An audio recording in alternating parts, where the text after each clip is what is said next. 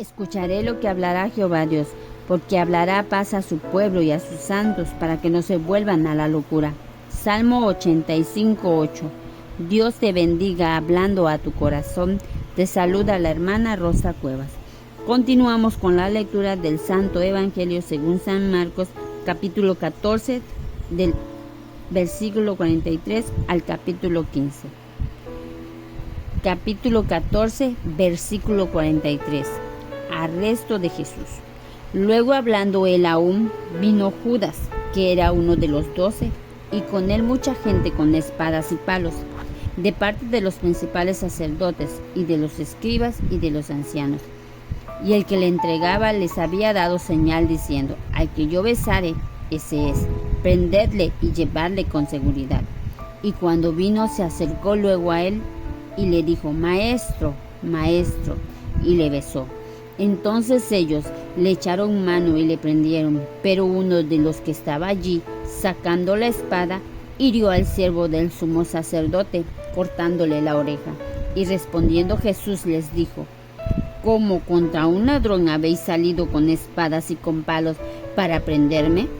Cada día estaba con vosotros enseñando en el templo, no me prendisteis, pero es así para que se cumplan las escrituras. Entonces los discípulos, dejándole, huyeron. El joven que huyó. Pero cierto joven le seguía, cubierto el cuerpo con una sábana, y le prendieron. Mas él, dejando la sábana, huyó desnudo. Jesús ante el concilio. Trajeron pues a Jesús al sumo sacerdote, y se reunieron todos los principales sacerdotes, y los ancianos y los escribas, y Pedro le siguió de lejos hasta dentro del patio del sumo sacerdote, y estaba sentado con los alguaciles calentándose al fuego, y los principales sacerdotes y todo el concilio buscaban testimonio contra Jesús para entregarle a la muerte, pero no lo hallaban, porque muchos decían falsos testimonios contra él, mas sus testimonios no concordaban. Entonces, levantándose unos, dieron falsos testimonios contra él, diciendo: nosotros le hemos oído decir: yo derribaré este templo hecho a mano, y en 3 días edificaré otro hecho sin mano. Pero ni aun así concordaba en el testimonio. Entonces el sumo sacerdote, levantándose en medio, preguntó a Jesús diciendo: ¿no respondes nada? ¿Qué testifican estos contra ti? Mas él callaba y nada respondía. El sumo sacerdote le volvió a preguntar y le dijo: ¿eres tú el Cristo, el Hijo del bendito? Y Jesús le dijo: yo soy. Y veréis al Hijo del hombre sentado a la diestra del poder de Dios, y viniendo en las nubes del cielo.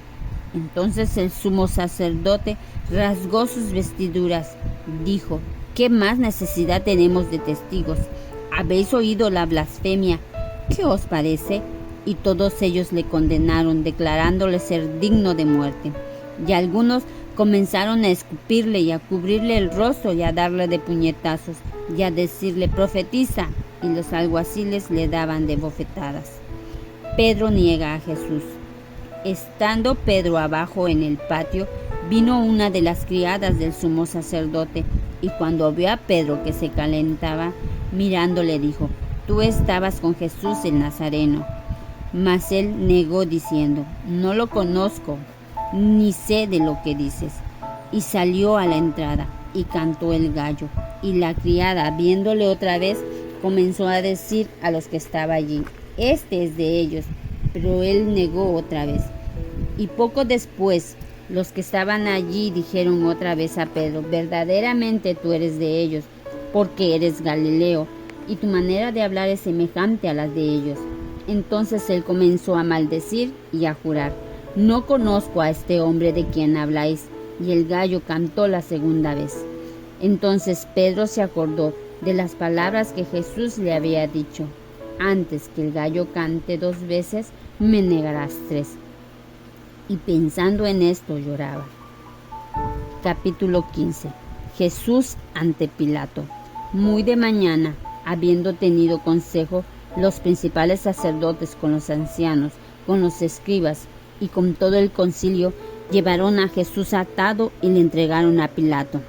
Pilato le preguntó: ¿Eres tú el rey de los judíos? Respondiendo él le dijo: Tú lo dices. Y los principales sacerdotes le acusaban mucho. Otra vez le preguntó Pilato diciendo: ¿Nada respondes? Mira de cuántas cosas te acusan. Mas Jesús ni aun con eso respondió, de modo que Pilato se maravillaba. Jesús sentenciado a muerte. Ahora bien, en el día de las fiestas le soltaban un preso, cualquiera que pidiesen, y había uno que se llamaba Barrabás, preso con sus compañeros de motín, que había cometido homicidio en una revuelta. Y viniendo la multitud, comenzó a pedir que hiciese como siempre les había hecho. Y Pilato le respondió diciendo: ¿Queréis que os suelte al rey de los judíos? Porque conocía que por envidia le habían entregado los principales sacerdotes. Mas los principales sacerdotes incitaron a la multitud para que le soltase más bien a Barrabás. Respondiendo Pilato les dijo otra vez: ¿Qué pues queréis que hagáis del que llamáis rey de los judíos? Y ellos volvieron a dar voces: Crucifícale. Pilato les decía: Pues qué mal ha hecho. Pero ellos gritaban aún más: Crucifícale. Y Pilato, queriendo satisfacer al pueblo, le soltó a Barrabás y entregó a Jesús después de azotarle para que fuese crucificado. Entonces los soldados le llevaron dentro del atrio, esto es, al pretorio, y convocaron a toda la compañía y le vistieron de púrpura. Y poniendo una corona tejida de espinas, comenzaron luego a saludarle: Salve, rey de los judíos. Y le golpeaban en la cabeza con una caña y le escupían, y puestos de rodillas le hacían reverencia. Después de haberle escarnecido, le desnudaron la púrpura y le pusieron sus propios vestidos y lo sacaron para crucificarle. Crucifixión y muerte de Jesús. Y obligaron a uno que pasaba, Simón de Cirene, padre de Alejandro y de Rufo, que venía del campo, a que le llevase la cruz, y le llevaron a un lugar llamado Gólgota, que traducido es lugar de la calavera, y le dieron a beber vino mezclado con mirra, mas él no lo tomó. Cuando le hubieron crucificado, repartieron entre sí sus vestidos, echando suerte sobre ellos para ver qué se llevaría cada uno. Era la hora tercera cuando le crucificaron, y el título escrito de su causa era Rey de los Judíos. Crucificaron también con él a 2 ladrones, uno a la derecha y el otro a su izquierda. Y se cumplió la escritura que dice: y fue contado con los inicuos. Y los que pasaban le injuriaban, meneando la cabeza y diciendo: Va, tú que derribas el templo de Dios y en 3 días lo reedificas, sálvate a ti mismo y desciende de la cruz. De esta manera también los principales sacerdotes, escarneciendo, se decían unos a otros con los escribas: a otros salvó y a sí mismo no se puede salvar. El Cristo Rey de Israel desciende ahora de la cruz, para que veamos y creamos. También los que estaban crucificados con él le injuriaban.